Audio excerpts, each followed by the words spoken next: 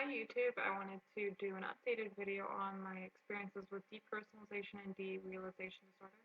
It has been just over a year since I first filmed my video in regards to my symptoms and how, you know, how the disorder works.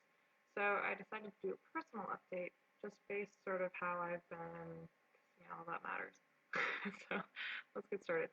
Um, so about 10 or 11 months ago, I moved out from my mom's house into an apartment on my own with a friend of mine. Um, so a lot has happened since I first filmed my video. Aside from moving, I've also changed jobs quite a few times. I've been trying to meet new people, just adapting to where I moved to.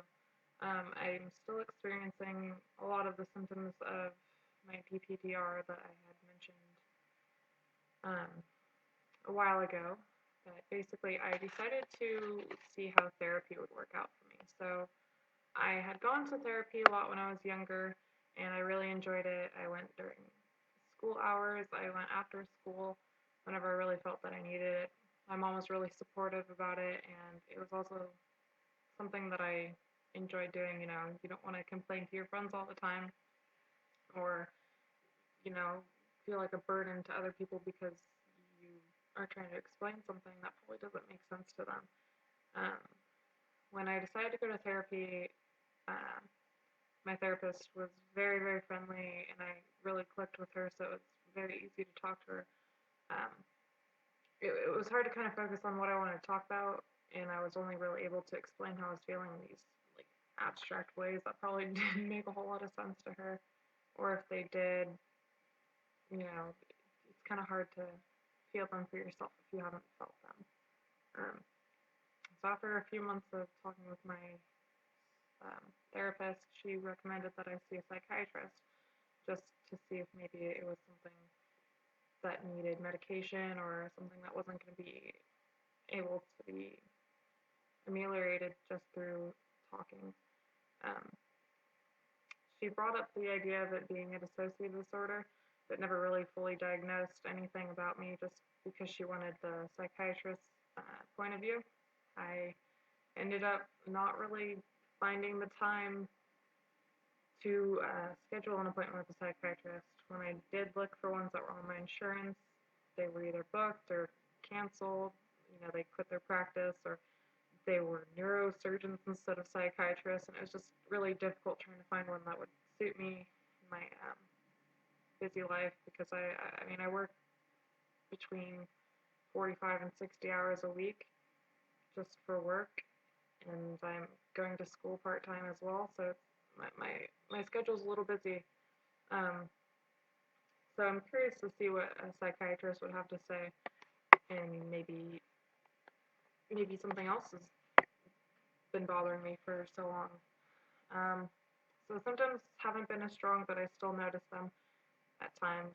Most of the time it feels like I'm just, I don't know, living life, not really noticing much of anything, but once I actually start to think about how I feel and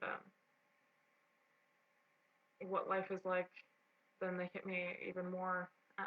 Sometimes that happens very randomly, like when I'm driving or, washing the dishes or anything like that. I can just sort of, be more aware and in tune of how I'm feeling. But I mean, I still don't feel like the times where I'm not having the symptoms more frequently that it still doesn't feel like normality or how I was feeling prior to really noticing the symptoms um, hitting me. Let's see. So I have had more anxiety attacks than noticing, or than I had before. You know, maybe that's sort of how my mind has manipulated itself to more anxiety than DPDR. But the anxiety is also pretty random as well.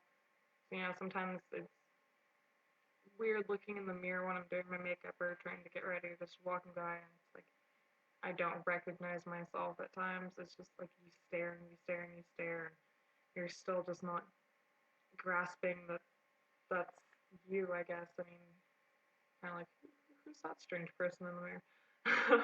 It's just kind of weird. Um, like I was saying, with experiencing the symptoms more often, it happens pretty randomly.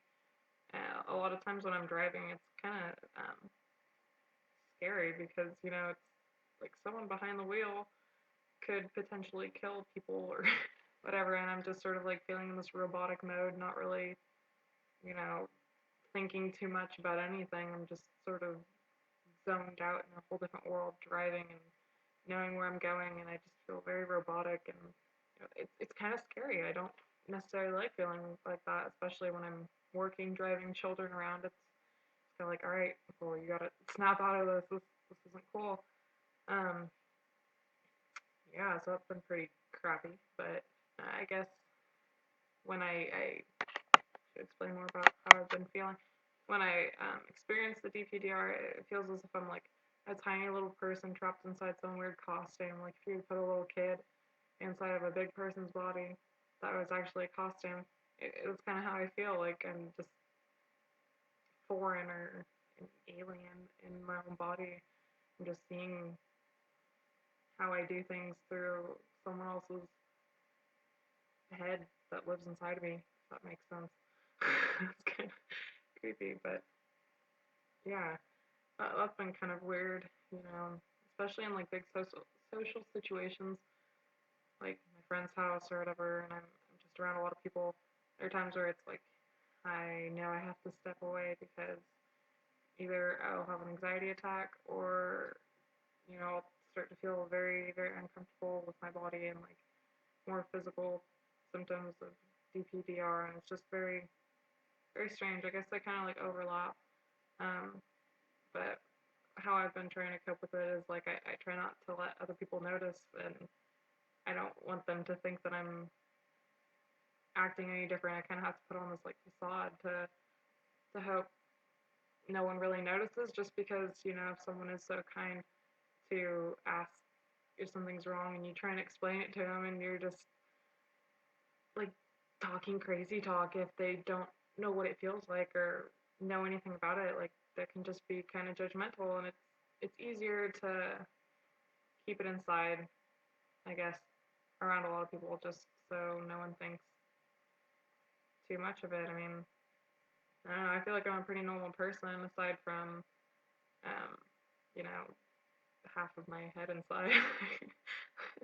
Like, I feel like I fit into society enough that, people can have the stigma against any sort of mental disorder or mental anything, I guess, people don't want to be ill or have any sort of flaws to them, I guess. It's just sort of strange how society has become that way. Um, so yeah, I just wanted to do like a quick little update, I guess. Um, so all in all, not much has changed with my symptoms, just they're a little more subdued. Um, I'm actually kind of surprised considering I've gone through so much change in the past year and,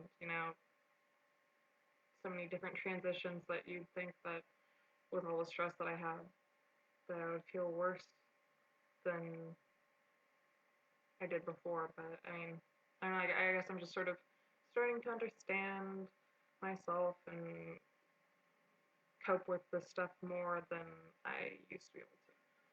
So if you have any questions or comments, that'd be great. You can ask me. I'll try to get back to you as soon as possible. And training. So I hope you enjoyed this video. I hope it was helpful or interesting or helped you pass time or something.